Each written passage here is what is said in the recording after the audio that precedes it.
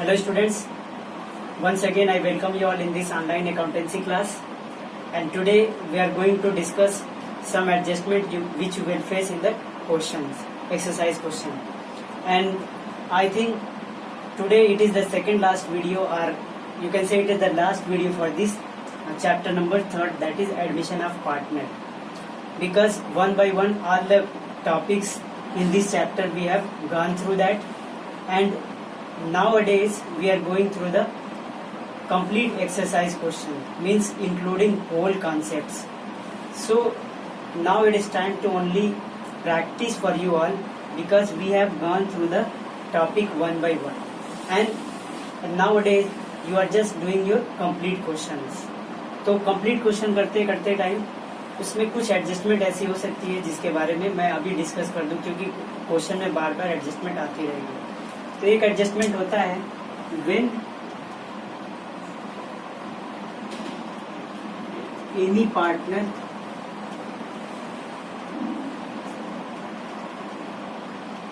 Takes assets of firm. Okay, when any partner takes assets of the firm, ठीक है, take assets of the firm. अब यहाँ पे क्या है कि जब भी कोई पार्टनर फर्म की, कभी कभी क्या होगा, at the time of admission of partner there will be information that old partner has taken this assets. Means suppose that A and B are partners, तो question there will be adjustment that A has taken investment at the value of 15,000, 12,000 और anything else. ठीक है, तो उसमें यानी जब भी कोई पार्टनर किसी एसेट्स को ले लिया, बोले कि partner B to machinery of the partnership firm. ठीक है ना, यानी अगर कोई ओल्ड पार्टनर अगर एडमिशन के टाइम पे, यानी जब हमको एसेट्स और लायबिलिटीज का रीवैल्यूएशन करना होता है, उस टाइम में अगर दिया रहे कोई इन्फॉर्मेशन कि कोई ओल्ड पार्टनर किसी एसेट्स को, फर्म के एसेट्स को एक्वायर कर ले रहा है या ले रहा है, तो उसके लिए हम जर्नल एंट्री क्या करेंगे, उसके लिए हम जर्नल एंट्री करेंगे. अब ध्यान से देखेंगे कि पार्टनर अगर एसेट्स ले रहा है पार्टनरशिप फर्म की एसेट्स, मतलब सारे पार्टनर्स की एसेट्स, अगर उसमें से कोई पार्टनर अगर अपने लिए वो ले रहा है, एसेट्स को निकाल रहा है पार्टनरशिप फर्म से, तो that means the partner will be bound to pay the amount against that assets. तो एसेट्स के बदले में उसको अमाउंट पे करना पड़ेगा. तो अमाउंट पे करने के लिए क्या करेंगे, मैंने कहा था कि पार्टनर्स का सारा सेटलमेंट उनके कैपिटल या करंट अकाउंट से होता है. तो अगर कोई पार्टनर एसेट्स ले रहा है, सपोज दैट फर्नीचर ले रहा है 15,000 का, तो 15,000 रुपीज से उस पार्टिकुलर पार्टनर का कैपिटल अकाउंट क्या कर दीजिएगा, डेबिट कर दिया, यानी जिस पार्टनर से लेना होगा. सपोज कहें कि ए टेक्स फर्नीचर, ए टेक्स फर्नीचर. ओके, अब फर्नीचर की वैल्यू की क्या होगी, बुक में दिया होगा, यानी बैलेंस शीट में दिया होगा. सपोज दैट फर्नीचर जो है वो बैलेंस शीट में फर्नीचर की वैल्यू इट इज 15,000. ठीक है, नीचे एडजस्टमेंट में ये बोल रहा है कि इट टेक्स फर्नीचर जब ले लेगा तो एंट्री क्या बनेगी, ए का कैपिटल अकाउंट डेबिट होना चाहिए, तो S capital R current account debit. मैंने बताया कोई भी पार्टनर जो एसेट्स लेगा तो उसको क्या करना पड़ेगा, फर्म में पैसा देना पड़ेगा. तो पैसा देने के लिए या उस पार्टनर से पैसा लेने के लिए क्या किया जाएगा, उसका कैपिटल अकाउंट डेबिट कर दिया जाएगा, मतलब उसका उतना बैलेंस नेगेटिव हो गया.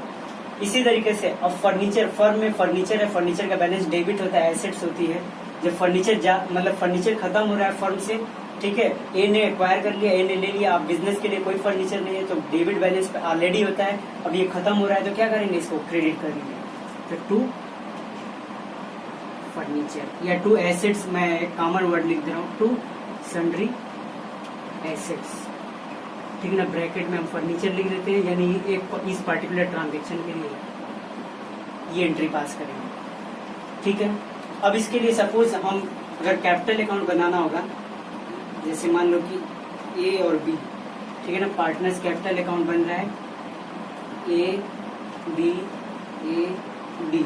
इस एंट्री को कैसे पोस्ट करेंगे, कभी कभी जर्नल एंट्री करने के लिए बोल सकता है, कभी कभी डायरेक्टली हमको क्वेश्चन करना होगा, यानी लेजर अकाउंट बनाना होगा.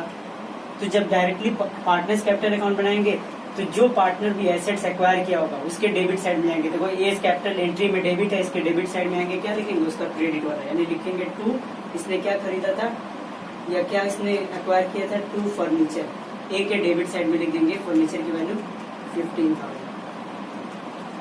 क्लियर है, यानी जब भी कोई पार्टनर एसेट्स लेता है तो उसका कैपिटल उतना डिडक्ट होना चाहिए, इसलिए इसको डेबिट कर लेंगे। इसी का ध्यान से अगर देखेंगे इसको, तो एक कंडीशन इसमें और कभी कभी दिया होगा, जैसे यहाँ पे बुक में ये बैलेंस शीट की वैल्यू दिया 15,000, क्या कहेगा, A takes furniture at the value of rupees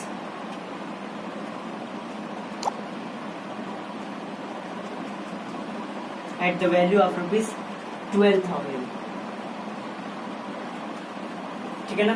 अब कह रहे हैं eight takes furniture at the value of rupees 12,000। Furniture को कितने में ले रहा है, 12,000 रुपीज में, यानी ये बोल रहा है कि मैं 12,000 दूंगा और मैं ये 15,000 का फर्नीचर ले जा रहा हूँ। तो अगर हम ध्यान से देखेंगे तो इसमें एक चीज पहले ये समझ में आ रही है कि पहले फर्म का क्या है, रीवैल्यूएशन किया गया, रीअसेसमेंट किया गया, तो उसकी वैल्यू कितनी है, 12,000, तभी तो 12,000 में ए लेने के लिए बोल रहा है। तो हम यहाँ पे क्या करेंगे, कंपेयर करेंगे फर्म की बुक वैल्यू 15,000 और इसको कितने में लिया जा रहा है, 12,000 में, यानी 3,000 का लॉस हो रहा है। तो ये लॉस क्या होगा, रिवैल्यूएशन का लॉस होगा, यानी एंट्री क्या बनेगी, revaluation account debit to furniture 3,000, यानी कंप्लीट एंट्री क्या बनेगी,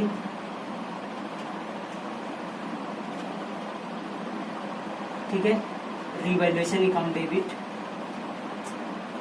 ठीक, इसी तरीके से कितना रिवैल्यूएशन अकाउंट डेबिट हमारा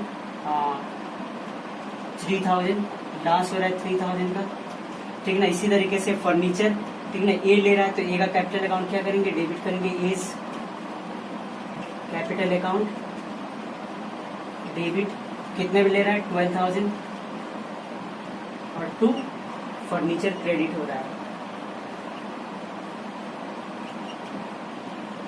ठीक है, टू फर्नीचर अकाउंट, कितना, फर्नीचर टोटल 15,000 का। यानी इस एंट्री की एक बार रिवैल्यूएशन अकाउंट में पोस्टिंग होगी, एक बार पार्टनर्स कैपिटल अकाउंट में। रिवैल्यूएशन के डेबिट साइड में जाएंगे, टू फर्नीचर कितना लिखेंगे, 3,000, यानी 3,000 रिवैल्यूएशन का लॉस हुआ। और ये एज कैपिटल में कितना लिखेंगे, ए की साइड में जाएंगे, टू फर्नीचर 12,000। ठीक है, कभी कभी पार्टनर्स क्या करेंगे, फर्नीचर को बुक वैल्यू से ज्यादा में ले लेंगे। तो जब भी बुक वैल्यू से ज्यादा में ले रहे होंगे तो दैट मीन्स वो क्या है, एसेट्स को ज्यादा वैल्यू में रिवैल्यूट किया गया, रीअसेस किया गया, तो वो रिवैल्यूएशन का गेन होगा। ठीक है ना। जैसे मान लो 15,000 है, कह रहा है 8 takes furniture at the value of rupees 18,000 में ले रहा है, तो 18,000 में ले रहा है, था 15,000 का, 18 में ले रहा है, मतलब 3,000 का गेन हो रहा है। एंट्री क्या पास करेंगे, रिवैल्यूएशन क्रेडिट हो जाएगा, तो एंट्री पास करेंगे फर्नीचर अकाउंट डेबिट टू ये 3,000 का गेन हो रहा है, तो एंट्री करेंगे furniture account debit to revaluation account 3,000।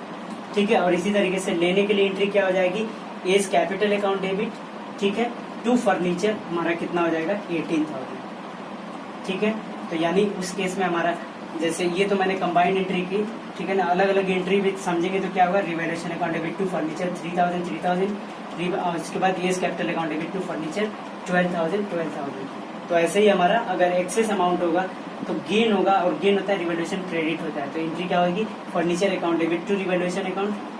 15,000 की वैल्यू को 18 मिलेगा, तो मतलब 3,000 का गेन रिवैल्यूएशन के क्रेडिट साइड में चला जाएगा। उसके बाद जितने में लिया होगा, 18,000 में लिया होगा, तो यहाँ लिखेंगे टू फर्नीचर 18,000। आई होप कि ये समझ में आया होगा।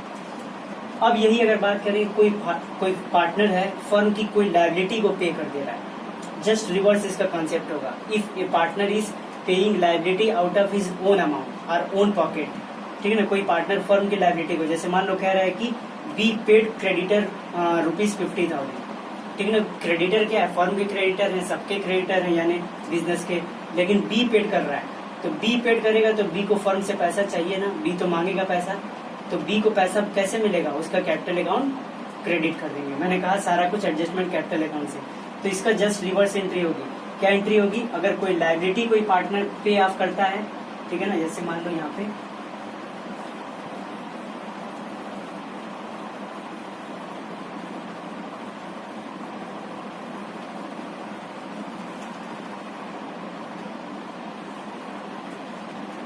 when any partner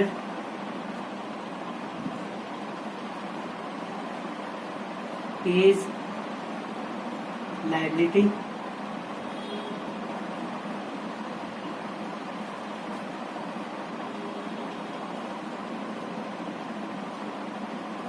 फर्म की लायबिलिटी पे कर दे रहा है। ठीक है, जैसे क्रेडिटर्स पे किया तो उसके लिए जर्नल एंट्री क्या होगी, पार्टनर का कैपिटल क्रेडिट होना चाहिए, तो लिखेंगे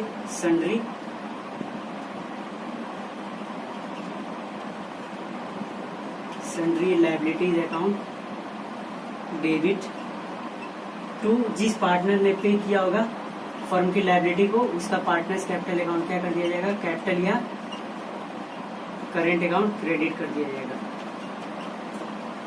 ठीक है, ये हमारी एंट्री बनेगी sundry liabilities account debit to partners capital और करेंट अकाउंट। ठीक है ना। और जब भी जैसे मान लो क्रेडिटर 50,000 का पेड किया है तो हम जाएंगे पार्टनर, मान लो बी ने पे किया है तो बी की क्रेडिट से कैपिटल की क्रेडिट साइड में जाएंगे, क्या लिखेंगे, बाई क्रेडिटर्स। ठीक है ना, बी के कॉलम में अमाउंट लिख देंगे, बिल्कुल एसेट्स का अपोजिट। ठीक है ना, जैसे मैंने एसेट एक्वायर करने का बताया, ऐसी लायबिलिटी पे ऑफ करने का जस्ट रिवर्स एंट्री होगी।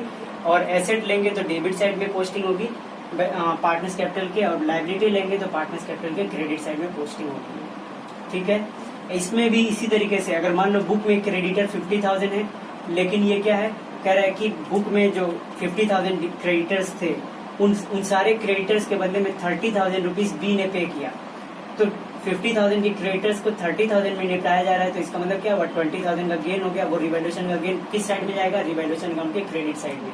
यानी अगर एंट्री पूछा जाए तो क्या होगा, sundry creditors account debit to revaluation account. ठीक है, 50 के क्रेडिटर 30 में पेड हो रहे हैं, 20,000 का गेन हो रहा है, तो लिखेंगे 20,000 रुपीज। और क्रेडिटर्स का जो पेमेंट होगा वो कैपिटल अकाउंट में आएंगे, तो 30,000 से बी के या जिस भी पार्टनर ने पे किया होगा उसके क्रेडिट साइड में बाई सन्ड्री क्रेडिटर्स लिख करके 30,000 रुपीज लिख देंगे। ठीक है ना। अब ये अगेन हम क्या करेंगे, एक कंप्लीट क्वेश्चन देखते हैं।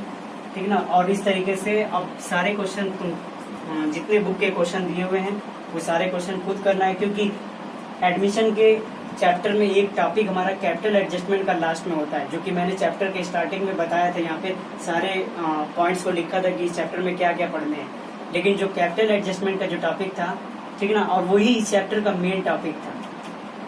ठीक है ना, and that part has been excluded by CBSE for this coming board examination just due to covid problem. तो उसकी वजह से क्या किया गया, जो 30% का सिलेबस रिड्यूस किया गया, उसमें वो मेन टॉपिक जो था पार्टनर्स कैपिटल का एडजस्टमेंट करना, that has been excluded now. तो इसलिए अब उसको पढ़ने की जरूरत नहीं है। ठीक है ना, ये आपके लिए और अच्छा है कि एग्जाम में और अच्छा करने का मौका मिल रहा है। बिल्कुल सिंपल क्वेश्चन रहेगा। ठीक ना, अब इसमें तुम बस ध्यान क्या देना है कि कोई ऐसी एडजस्टमेंट है, ठीक ना, जितने क्वेश्चन करोगे कुछ ना कुछ नई एडजस्टमेंट आती रहेगी, उसको डिस्कस कर लेना, पूछ लेना, ताकि सारे क्वेश्चन क्लियर हो जाए। एक क्वेश्चन मैं करता हूँ जो कि इस चैप्टर का लास्ट क्वेश्चन होगा, बाकी सारे क्वेश्चन होमवर्क करने होंगे। अब यहाँ पे दिया है 52A। ठीक है ना, क्वेश्चन नंबर 52A देखते हैं। क्वेश्चन नंबर 52A में क्या दिया हुआ है कि given below is the balance sheet of Krishna and Suresh who are partners in a firm sharing in the ratio of 3:2। ठीक है ना, कृष्णा और सुरेश का जो बैलेंस शीट है और उनका PSR 3:2 दिया हुआ है। ठीक है, बैलेंस शीट इसमें दिया हुआ है। बैलेंस शीट में लायबिलिटी साइड में क्रेडिटर्स है, रिजर्व है। रिजर्व आप ध्यान रखना, रिजर्व को डिस्ट्रीब्यूट करना होगा ओल्ड पार्टनर्स में, ओल्ड रेशियो में। इसी तरीके से और रिजर्व की साइड में डिस्ट्रीब्यूट होता है पार्टनर्स कैपिटल के क्रेडिट साइड में। इसी तरीके से एसेट्स में प्लांट मशीनरी दिया हुआ है, पेटेंट्स दिया है, furniture, stock, debtors and cash, यानी कोई एकोमुलेटेड लॉस नहीं है। इसी तरीके से गुडविल भी नहीं है जिसको हम राइट ऑफ करें। नीचे क्या हुआ दिया, on that date Mohan is admitted as partner for 1/5 share on the following terms. ठीक है ना, कह रहा है कि मोहन 1/5 का पार्टनर बन रहा है नया। और उसके बारे में दिया he is to contribute 14,000 as his share of capital which includes his share of premium for goodwill. अब कह रहा है कि जो कितना कंट्रीब्यूट कर रहा है, जो मोहन आ रहा है वो 14,000 रुपीज अपनी कैपिटल के लिए कंट्रीब्यूट कर रहा है, जिसमें कह रहा है उसी में इंक्लूड है उसका जो share of premium for goodwill भी उसी में इंक्लूड है। तो इसका मतलब कि जो गुडविल यानी कि कह रहा है 14,000 रुपीज जो कैपिटल के फॉर्म में ला रहा है, उसी में उसका प्रीमियम फॉर गुडविल भी इंक्लूड है। तो इसका मतलब 14,000 पूरी इसकी कैपिटल नहीं होगी, बल्कि कुछ अमाउंट गुडविल का भी होगा। तो गुडविल का अमाउंट कैसे होगा, उसके लिए फर्म की जो गुडविल दिया होगा उसमें उसकी शेयर ऑफ गुडविल निकाल लेंगे और उसकी टोटल 14,000 में से उसकी शेयर ऑफ गुडविल माइनस करेंगे तो उसकी शेयर ऑफ कैपिटल आ जाएगी। ठीक इसी तरीके से हर एडमिशन के टाइम पे फर्म की गुडविल का वैल्यूएशन होता है। कभी कभी वैल्यूएशन करके दिया होता है, यहाँ पे वैल्यूएशन करके नहीं दिया है। क्या बोल रहा है, goodwill is valued at 2 years purchase of average profit of last 4 years which were 10,000, 9,000, 8,000 and 13,000 respectively. ठीक है ना, कह रहा है कि जो है वो गुडविल का रिवैल्यूएशन जो करना था या गुडविल का वैल्यूएशन करना था उसके लिए इन्फॉर्मेशन है कि हमको एवरेज प्रॉफिट मेथड का 2 times करके हमको निकालना है। ठीक है, 4 years का प्रॉफिट दिया हुआ है और लास्ट में कह रहा है plant to be written down to ₹25,000 and patents to be written up by 8,000। ठीक, तो सबसे पहले हमको क्या करना होगा, सबसे पहले हमको रिवैल्यूएशन अकाउंट बनाना होगा। रिवैल्यूएशन अकाउंट बनाए लेंगे, ठीक ना, उसके बाद हम गुडविल का वैल्यूएशन करेंगे, क्योंकि रिवैल्यूएशन अकाउंट में गुडविल से कोई मतलब नहीं होता है।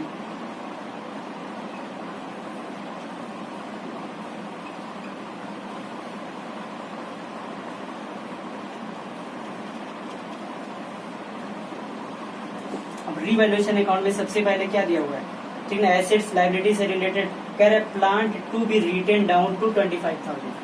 ठीक है ना, रिटेन डाउन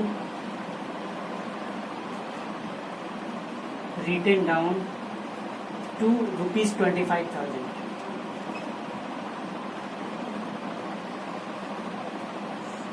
इसी तरीके से पेटेंट्स को कह रहा है रिटेन अप बाई 8,000,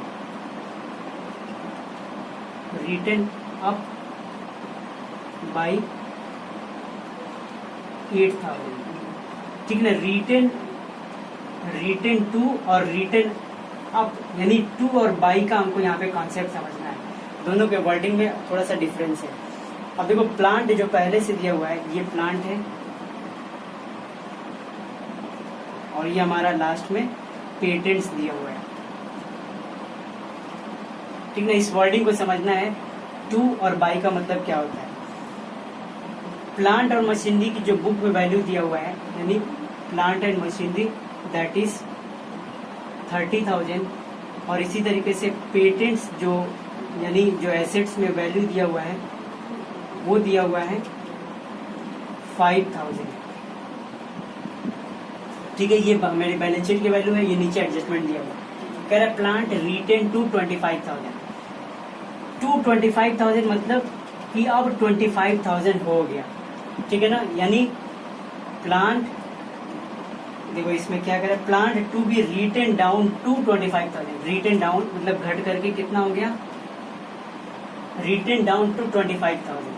कह रहा है कि घट करके 25,000 हो गया। ठीक ना, टू का मतलब वहां तक पहुंच गया, वैल्यू वहां तक चली गई। चाहे वो रिटेन अप कहेगा तो बढ़ करके वहां तक चला गया और रिटेन डाउन टू कहेगा तो मतलब घट करके अब उतना हो गया।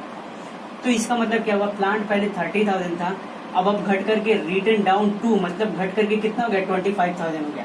तो वैल्यू में कितनी डिक्रीज हुई, कमी कितनी हुई, 5,000। ठीक है, 5,000 की। तो अगर एसेट्स की वैल्यू डाउन होती है हम डेबिट साइड में लिखते हैं, क्या लिखेंगे, टू प्लांट 5,000। ठीक है, पेटेंट्स के बारे में क्या बोल रहा है, पेटेंट्स रिटेन अप बाय ₹8,000। ठीक है ना, रिटेन अप बाय 8,000, अप मतलब बढ़ करके कितना हो गया, 8,000। अब ये देखो बाई 8,000 का मतलब 8,000 से बढ़ गया, मतलब 8,000 से बढ़ गया। तो पहले 5,000 था, अब कितना बढ़ गया, 8,000 से बढ़ गया। तो मतलब 8 + 5 कितना हो गया, 13,000। ठीक है, तो 13,000 हो गया। इसकी वैल्यू जो है, टू का मतलब तक और बाई का मतलब से। टू का मतलब क्या है, तक। जैसे मान लो रिटेन डाउन टू घट करके 25,000 तक हो गया, तो मतलब पहले 30 था, अब घट के कितना हो गया, 25,000 तक हो गया, मतलब 5,000 डिक्रीज कर गया। यहाँ पे कह रहा है रिटेन अप बाई 8,000 मतलब 8,000 से बढ़ गया, 8,000 से बढ़ गया। तो 8,000 पूरा बढ़ गया, तो 8,000 का क्या है, एक तरीके से, ठीक है ना, गेन हो गया। तो हम क्या लिखेंगे, बाई पेटेंट्स। पेटेंट्स हमारी क्या होती है, इंटेंजिबल एसेट्स होती है। ये हमारा 8,000। आई थिंक ये टू और बाई वर्ड समझ में आया होगा। अब ये हमारा क्या, 8,000 डेबिट, अब कुछ भी नहीं है रिवैल्यूएशन के लिए। तो 8,000 + 5,000 मतलब गेन हो गया कितने का, 3,000। तो लिखेंगे टू प्रॉफिट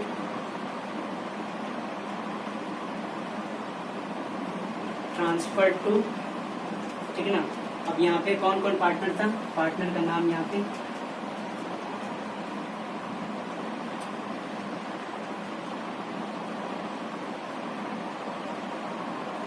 कृष्णा है, सुरेश,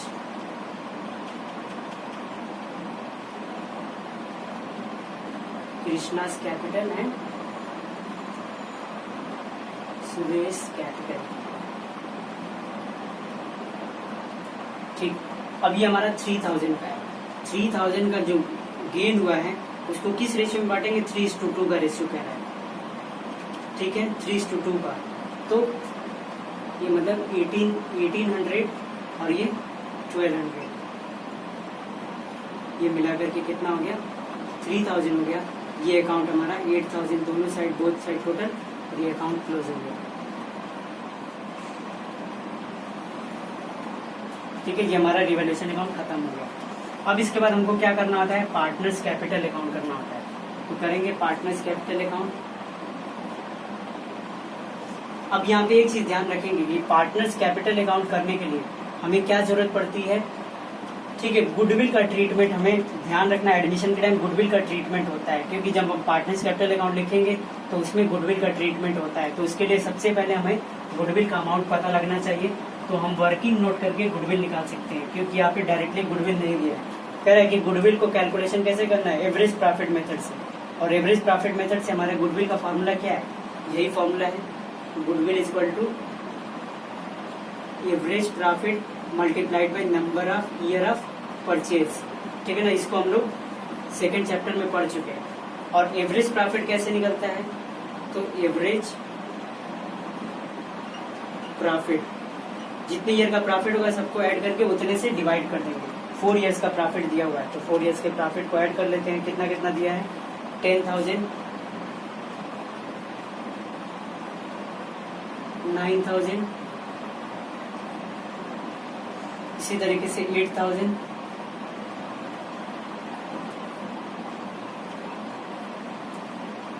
ठीक, और इसी तरीके से 13,000, ठीक ना। तो 4 इयर्स का है प्रॉफिट। अगर किसी ईयर में लॉस होता है तो उसको माइनस करते हैं, लेकिन तीनों ईयर में प्रॉफिट दिया। और 1, 2, 3, 4 इयर्स का प्रॉफिट है, इसलिए हम 4 से डिवाइड करेंगे, ठीक है। यहाँ पे ऐड करते हैं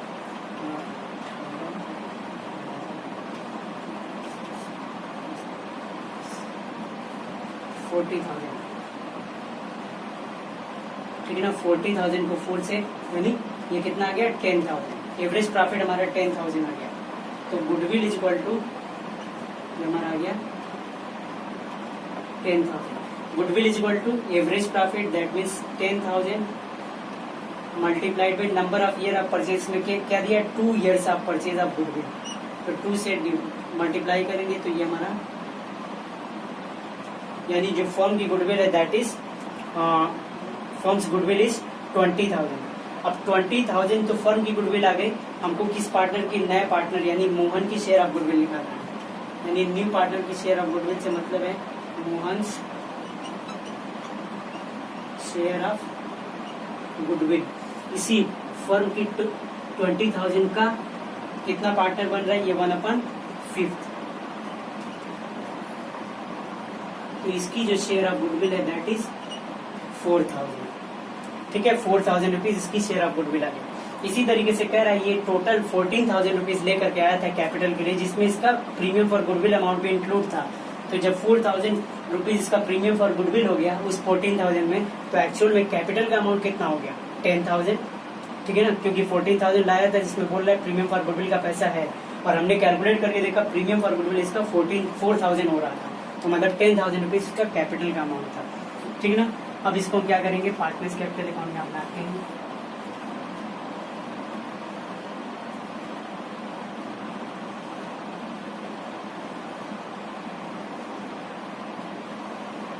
ठीक है, जगह कम पड़ जाती है।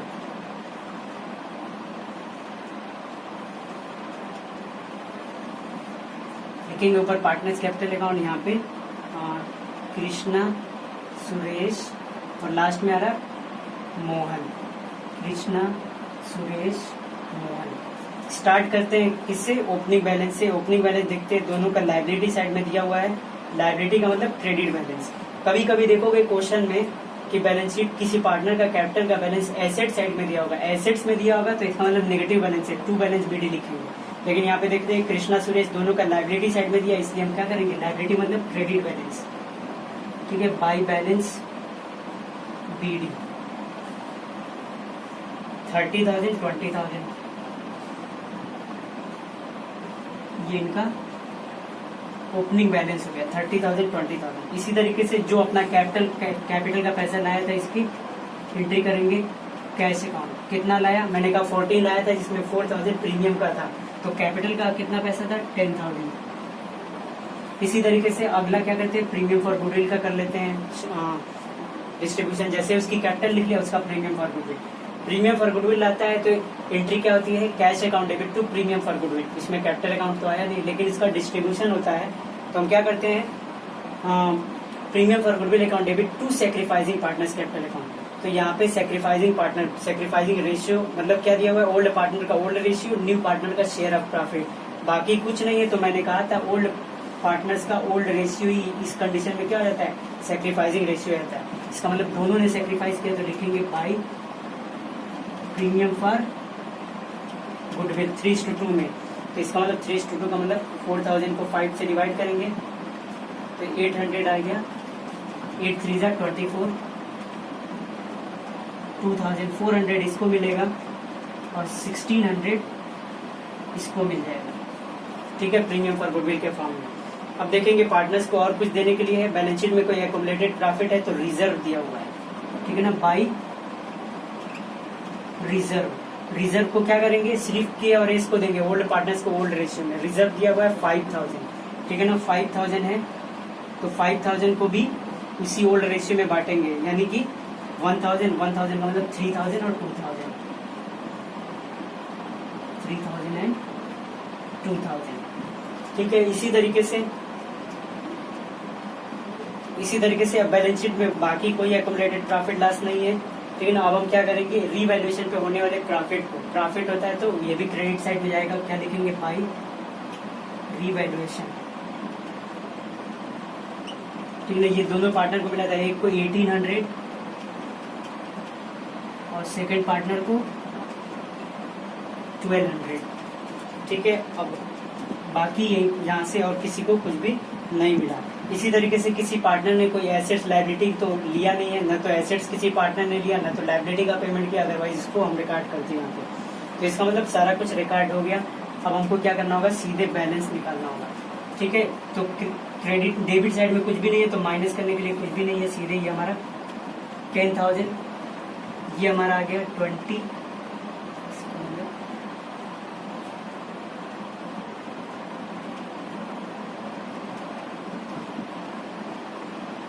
ठीक है 24,800,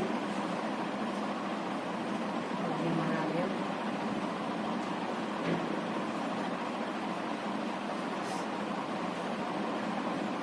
37,200।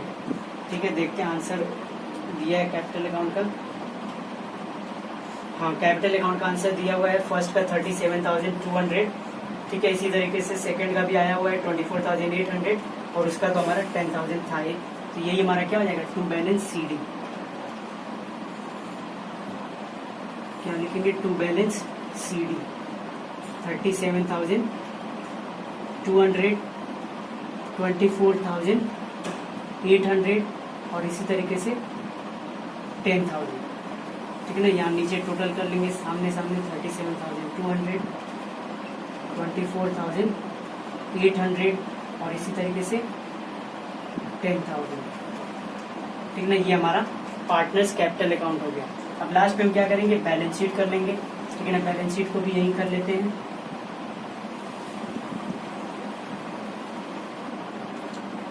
नई फर्म की बैलेंस शीट करना है। बैलेंस शीट करते टाइम ठीक है ना, लायबिलिटी साइड में आते हैं। सबसे पहले क्या था, ओल्ड बैलेंस शीट में क्रेडिटर्स था। क्रेडिटर्स में कोई चेंजिंग नहीं हुई, अगर बढ़ गए होते तो बढ़ा करके लिखते, अगर डिक्रीज करते तो डिक्रीज अमाउंट लिखते, इसलिए पुराना वाले लिखेंगे 15,000। इसको लिख लेंगे लायबिलिटी अमाउंट, एसेट्स अमाउंट। ठीक है ना। अगला रिजर्व दिया, रिजर्व तो ऑलरेडी डिस्ट्रीब्यूट हो गया, खत्म हो गया। आप सीधे क्या इसमें कैपिटल दिया हुआ है, कैपिटल इन लोग के दिया हुआ है। अब सबकी है, ठीक है ना। एस सबसे पहले के है कृष्णा, एस एंड एम। यहाँ पे हम कौन सी कैपिटल लिखते हैं, क्लोजिंग बैलेंस, जो बैलेंस सीडी आता है 37,200, 24,800 एंड 10,000। ठीक है, इसको हम टोटल कर लेंगे।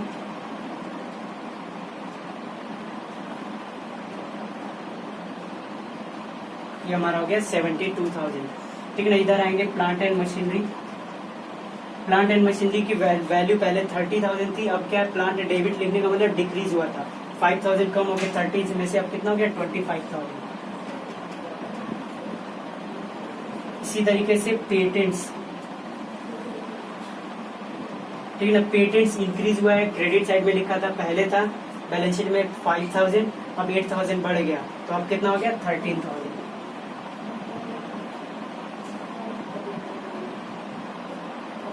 इसी तरीके से फर्नीचर, फर्नीचर की वैल्यू में कोई चेंज नहीं है।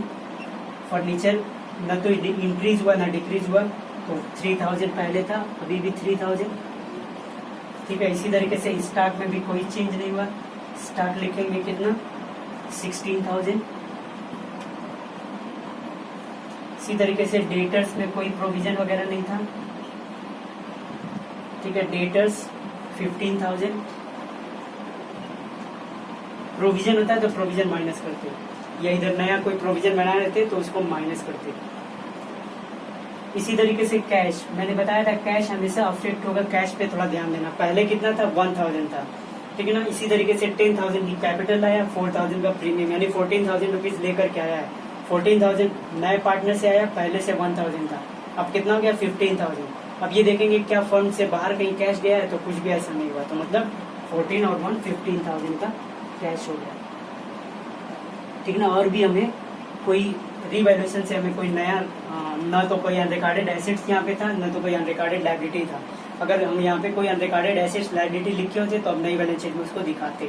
जैसे मान लो कोई अनरिकॉर्डेड लायबिलिटी होती, ठीक है, तो वो हमारे अनरिकॉर्डेड लायबिलिटी कहाँ रिवैल्यूएशन की डेबिट में आती, तो हम लोग अनरिकॉर्डेड लायबिलिटी को नई लायबिलिटी में लिखते। कोई अनरिकॉर्डेड एसेट्स होती यहाँ पे क्रेडिट साइड में, तो अनरिकॉर्डेड एसेट्स को एसेट साइड में लिख देते, बट ऐसा यहाँ पे कुछ भी नहीं था। तो ये हमारा हो गया 87,000।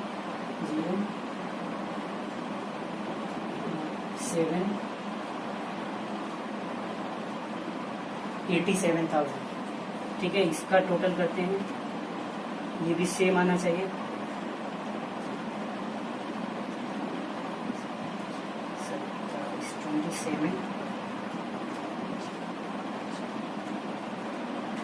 ठीक है, 87,000, यानी बैलेंस शीट का टोटल जो है वो 87,000 रुपीज आ रहा है।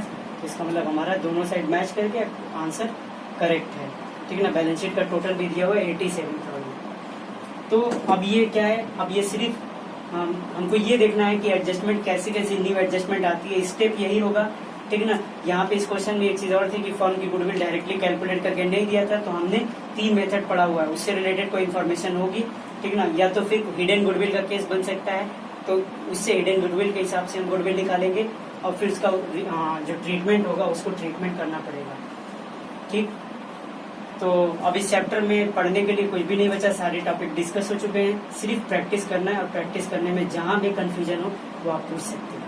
ठीक है, तो आज की वीडियो में बस इतना ही। Thank you.